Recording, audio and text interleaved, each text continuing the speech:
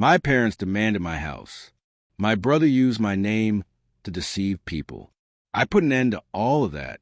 I'm Adrian Wells, 38, married to my wife Marissa, an architect with sharp eye for detail. Together we run a small but successful custom furniture business. Life had been good. We had our main home, where Marissa and I lived, and a second house I rented out to a young couple, Oliver and Grace. They were great tenants, always on time with rent, respectful of the place. Then there's my younger brother, Ethan.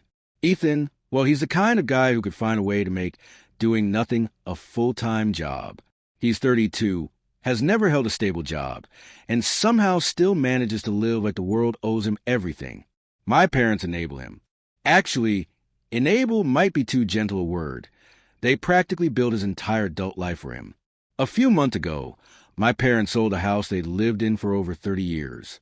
It shocked me when they told me. Even more shocking, they sold it for $$450,000 and handed a huge chunk of that money, almost all of it, to Ethan as a wedding gift for him and his fiancée, Delilah. Delilah doesn't work. She's busy building her personal brand on Instagram, which, from what I can see, involves taking pictures of coffee cups and posing in designer dresses she didn't pay for. Ethan claims he's running a consulting business, which, as far as I can tell, is just him meeting friends at cafes and pretending it's work. So when my parents told me they planned to move into my rental property, I thought they were joking. We'll just have Oliver and Grace find another place. My dad said it was the most reasonable thing in the world. Dad, they have a lease. I can't just throw them out. I told him, they're strangers.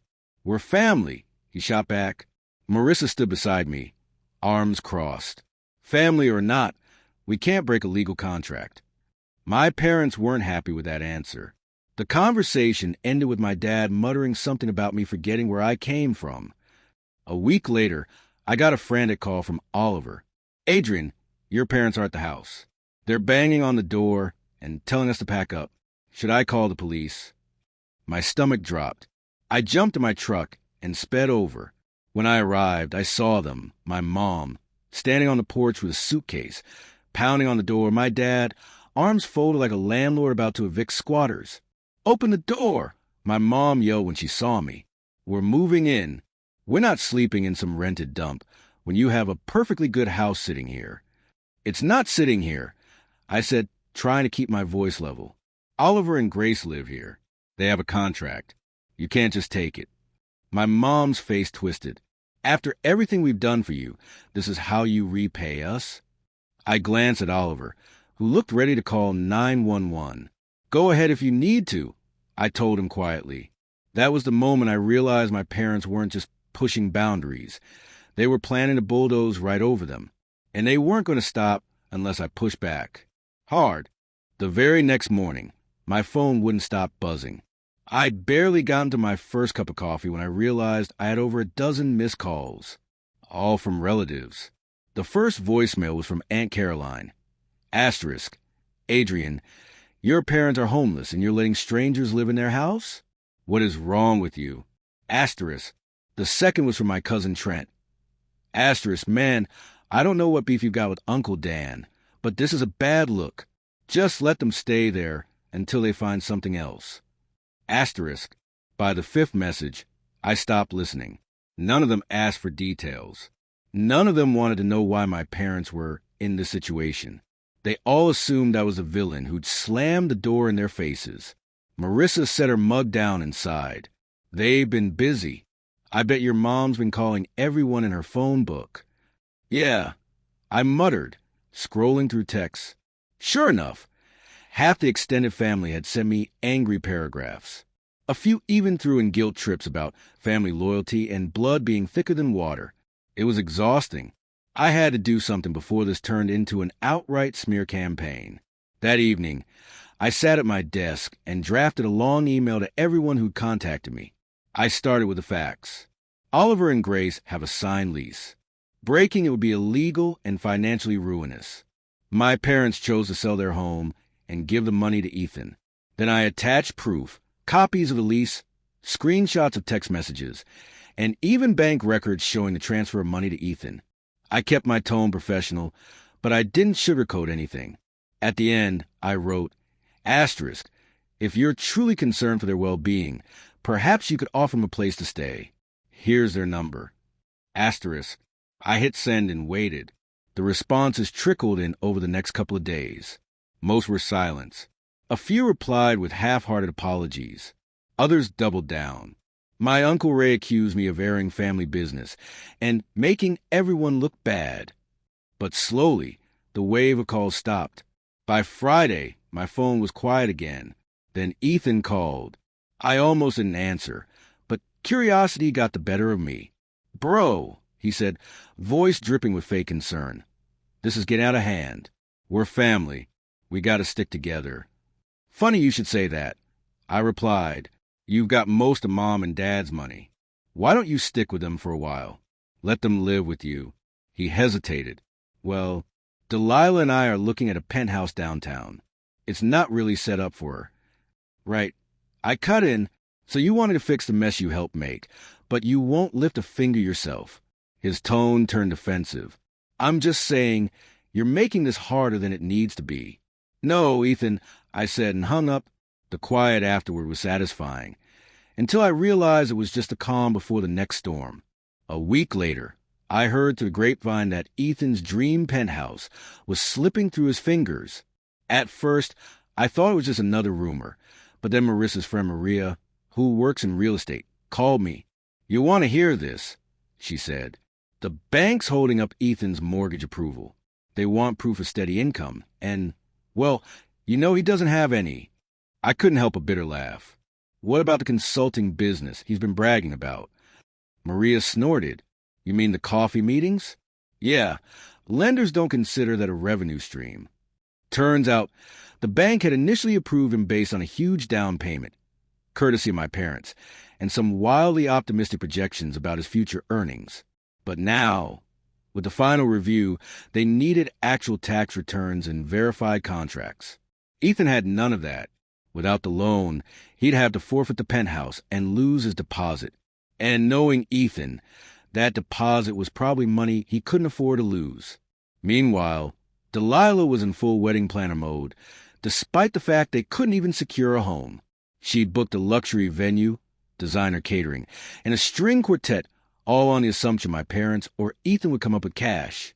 When my parents refused to cover the costs, claiming they were stretched thin after selling their own house, Delilah pivoted to a new strategy, asking relatives for small loans.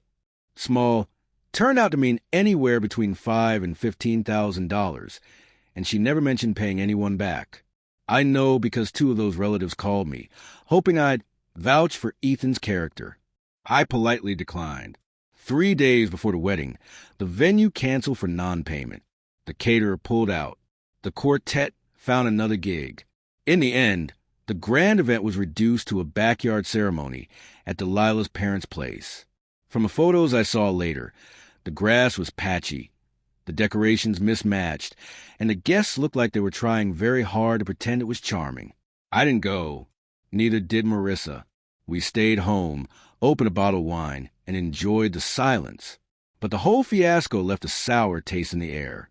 My parents were still frosty with me. Ethan's ego was bruised, and Delilah was apparently on a mission to prove she could still win at life, even if she had to fake it. That's when I decided it was time to stop reacting and start making moves of my own. 2 weeks after the backyard wedding disaster, I closed on a deal I'd been quietly working on for months. A 2-story commercial building downtown. The place needed work, sure, but the location was gold. I'd gotten it for a price that made my lawyer double-check the contract, just to be sure there wasn't a hidden trap. Marissa and I celebrated with takeout on the couch, but I knew word would get out fast. In a small city, real estate deals like this don't stay secret for long. I posted a photo on Instagram, a shot of me holding the keys with a caption, *new project.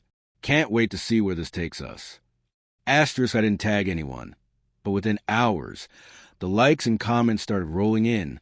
Friends and clients congratulated me. A few old acquaintances asked about rental space.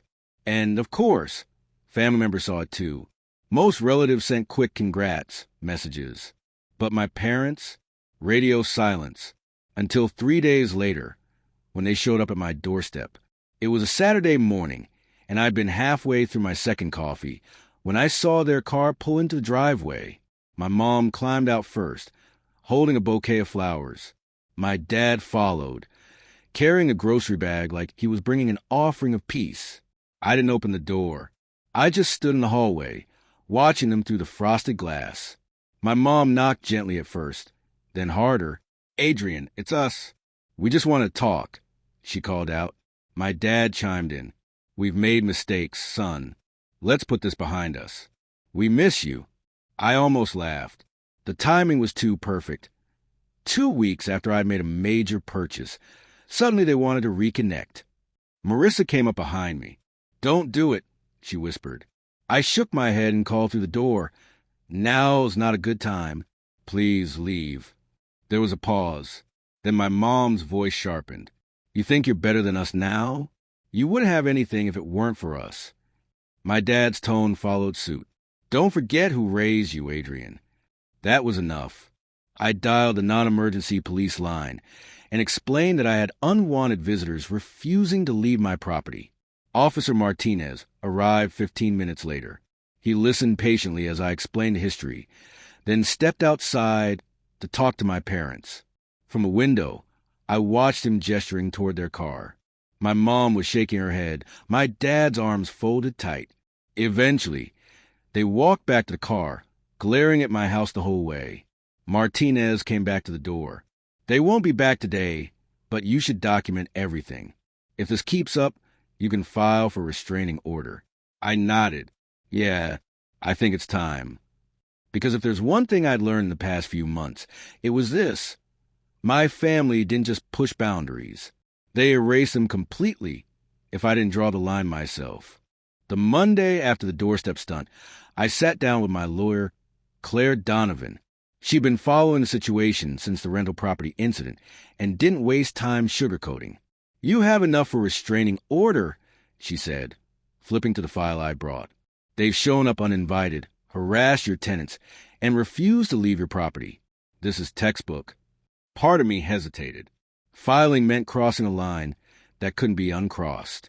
But another part of me knew my parents would keep escalating until I made it legally impossible for them to get near me. 2 weeks later, I was standing in front of a judge. My parents didn't contest it. They just sat there, arms folded, while the judge read the order. 30 minutes later, I walked out with a piece of paper that said they couldn't come within 200 feet of me, my home, or any of my properties. It was quiet after that. I changed my phone number, blocked every family member who'd been part of the guilt campaign. For the first time in months, I felt like I could breathe. Marissa and I threw ourselves into the new building project. We sketched renovation plans, met with contractors, and talked about turning the upstairs into a small design studio for her work. The stress was finally lifting until my friend David called. "Hey," he said, voice tight. "You know your brother's starting some kind of real estate fund? Says he's partnering with you." My stomach sank. Partnering with me? No, he's not. David explained that Ethan had pitched him on an exclusive investment opportunity, claiming he and I were co-owners of a high-end property management company. He'd even shown David a fake profile on a business networking site with my name and picture alongside his. "He's using your reputation," David said. That's the only reason I even listened. I pulled up my laptop and searched. Sure enough, there it was, Ethan's glossy business profile, complete with my headshot stolen from our company website. His bio read like a bad sales pitch, with lines about shared vision and expansion into luxury markets. I called Claire immediately. She told me to save every screenshot and document everything. "This is identity theft and fraud," she said. "If he's taking money under false pretenses, you need to involve the police." That night, I sat in my office staring at the evidence. I'd built my business from nothing. No help, no handouts. And now my own brother was dragging my name to the mud to make a quick buck. It was time to stop playing defense. The more I thought about Ethan's scheme, the angrier I got. He wasn't just lying to strangers. He was dragging my name and my company into his fantasy world of fake deals and imaginary wealth. And if I didn't put a stop to it, someone else was going to get hurt. That's when David and I came up with a plan. David would set up another meeting with Ethan, pretending to be interested in investing. The hook? He'd ask for me to be there to talk numbers. Ethan, desperate for cash and probably convinced he could charm his way out of anything, agreed instantly. The meeting was set for Thursday afternoon at a small cafe downtown. I arrived early, parked out of sight, and waited. 10 minutes before the meeting, I saw Ethan stroll and wearing a blazer I was pretty sure still had the store tags tucked inside. He shook David's hand like they were old friends and immediately started talking big, gesturing wildly, flashing fake confidence. From outside, I watched David lean back, nodding like he was buying every word. Then came the moment we'd planned. "You know," David said, "I'd feel better if Adrian was here. You've said he's your business partner, and this is a big investment. I'd like to hear his perspective." Ethan hesitated, clearly scrambling for an excuse. That's when I walked in. The look on his face was worth every ounce of planning. His mouth fell open for a split second before he plastered on a fake smile. "Hey, bro, I was just telling David about our." "There is no our. I cut him off. You don't work with me. You don't own part of my company. And you sure as hell don't get to use my name to scam people." The color drained from his face. "It's not like that. It's exactly like that," I said, pulling out a folder. Inside were printouts of his fake profiles, screenshots of his messages, and a list of people he'd approached. "You've been lying to investors, using my photo and my properties as bait. That's fraud, Ethan, and identity theft." He glanced at David, then back at me. I was going to pay him back. "It was just—" "Don't bother," David said. "We're done here." For a moment, Ethan just sat there, looking like a cornered animal. Then his tone turned pleading. "Adrian, don't do this. I'm your brother. Think about Mom and Dad." I shook my head. "I am thinking about them. And I'm thinking about every person you've tried to rip off. This ends today." I stepped outside, phone in hand. I'd already given Detective Rodriguez the heads up about this meeting. All I had to do now was make one call. I stepped out onto the sidewalk and called Detective Rodriguez. "He's here. He's pitching the deal. We got the screenshots and the victim." "Stay put," Rodriguez said. "Units are 2 minutes out." Inside the cafe, Ethan was unraveling. David had pushed the folder across the table and sat with his arms folded, the way you do when you finally see through the trick. Ethan tried a dozen different stories in 60 seconds. Temporary cash flow pinch. Misunderstood partnership. I'll fix it by Friday, it's all family. None of it landed. The bell over the door chimed twice. 2 officers entered, conferring with the barista who pointed at our table. Ethan clocked them and went still. "Ethan Wells?" one officer asked. Ethan glanced at me with a look I'd seen when we were kids.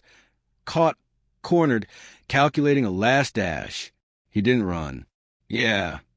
You're under arrest for fraud and identity theft." The officer said, voice calm, practiced. "Stand up and place your hands behind your back." The cuffs clicked. A few phones rose subtly. The modern town square never misses a show.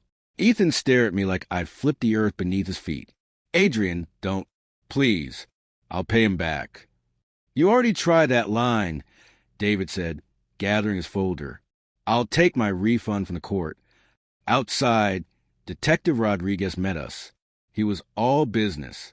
"We'll process him, Mr. Wells." He nodded to me. "Keep documenting. If others come forward, the DA will consolidate." By evening, others had names. Rodriguez called to say 2 more people reported similar pitches. Same fake profile. Same borrowed shine from my company. Same promises of outrageous returns. $40,000 in total damage. Give or take. Word traveled fast in our family. Faster than truth. My phone lit up with a streak of messages from numbers I blocked on everything else. "How could you do this to your brother? You put him in jail. Your mother is sick with worry." None of them asked who he'd hurt. None asked what he'd done. Claire prepped me for court. "He'll likely plead to avoid trial," she said. "Restitution, probation, a record. Your restraining order stays clean. Keep your distance." Ethan pled guilty. 2 years probation, mandatory restitution, and a tidy list of conditions that meant his fantasy life was officially canceled. The judge was clear. Any contact with me or my properties would violate the order. Delilah sat 3 rows back, sunglasses indoors, scrolling her phone like she could swipe left on reality. They didn't last. A month later, she scrubbed his last name from her socials and moved back to her parent state, announcing a fresh start and a rebrand. If there's a patron saint of curated denial, Delilah lit a candle to her every morning. My parents were incandescent. My mother left a voicemail, so long it split into 3 parts, the kind of speech that starts with sacrifice and ends with betrayal. My father took the quieter route, a single text. "You destroyed this family." I stared at it for a while, then archived it with the screenshots. The paper trail the boundary finally held. Life, stubbornly, kept going.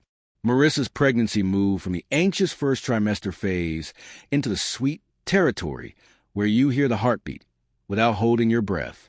She started sketching a nursery like it was a tiny cathedral. Warm wood, soft light, a chair that rocked like the ocean. We argued kindly about wall colors. I lost happily. At the building, scaffolding went up and the smell of sawdust worked its way into my clothes. I started most mornings there before the shop, checking joists, talking timelines, feeling the old bones of the place wake under new weight. People stopped me on the sidewalk to ask what was coming. Something useful. I'd say something good.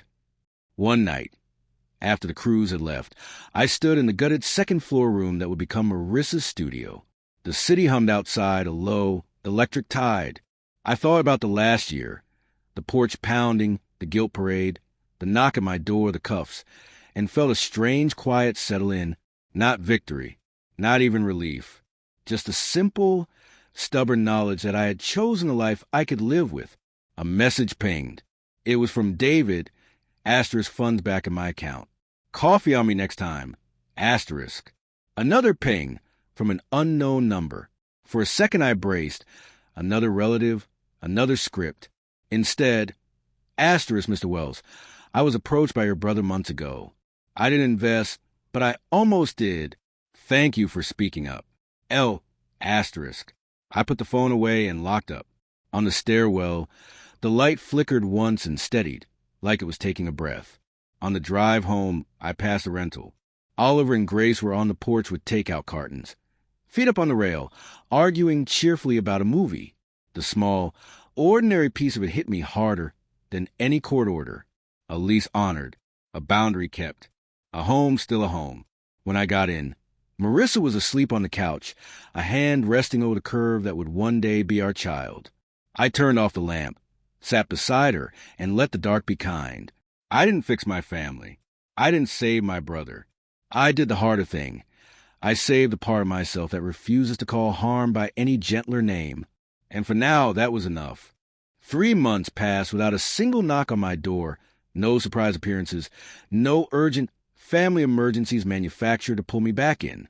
My parents still hadn't spoken to me, and that silence, though heavy at first, had turned into something close to peace. The building renovation was nearly done. The first floor, polished with floors, warm lighting, exposed brick, was ready for tenants. The second floor, Marissa's soon-to-be design studio, had sunlight pouring in through tall windows. Sometimes I'd just stand there in the quiet and watch the dust dance in the beams. After the year we'd had, even dust felt like a sign of progress. Ethan's name popped up in the news one morning, buried in a local business column. Man convicted of fraud begins restitution payments. No photo, no grand expose, just a bland 2-line update that most people would skim past. But to me, it was proof. Proof that for once, there were consequences. Delilah had fully erased them from her life. Last I heard, she was marketing herself as a lifestyle coach in another state. My parents, they'd moved into a small rental and, according to a cousin, were telling anyone who'd listened that they were starting fresh. The narrative had shifted from I'd ruined the family to they were better off without my drama. Let them have it. If rewriting history kept them out of my life, I could live with that. Marissa's pregnancy was in its final weeks. Every evening, we'd walk through the neighborhood, her hand in mine, talking about everything except the past. Baby names, the best stroller wheels for uneven sidewalks, how we teach our kid about money, boundaries, and the difference between generosity and enabling. One night, we stopped by the rental property to drop off a small gift for Oliver and Grace, a thank you for putting up with so much noise when all that chaos went down. They invited us in and over coffee. Oliver said quietly, "You know, most landlords wouldn't have stood up for us like that." It caught me off guard. It wasn't about being a good landlord. I said, it was about doing what's right. Back home, Marissa paused before unlocking the door. "You realize you've built something solid here, right? Not just a business. Us. The life we want." I nodded, and for the first time in a long time, I didn't feel like I was bracing for the next fight. I felt settled. A week later, our daughter was born.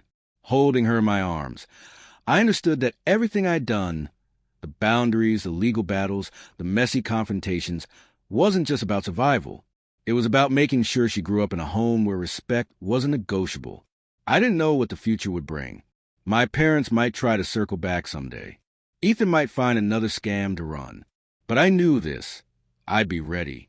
And no matter how loud the noise outside got, inside my walls, my family would be safe. Because in the end, the real victory wasn't winning against them.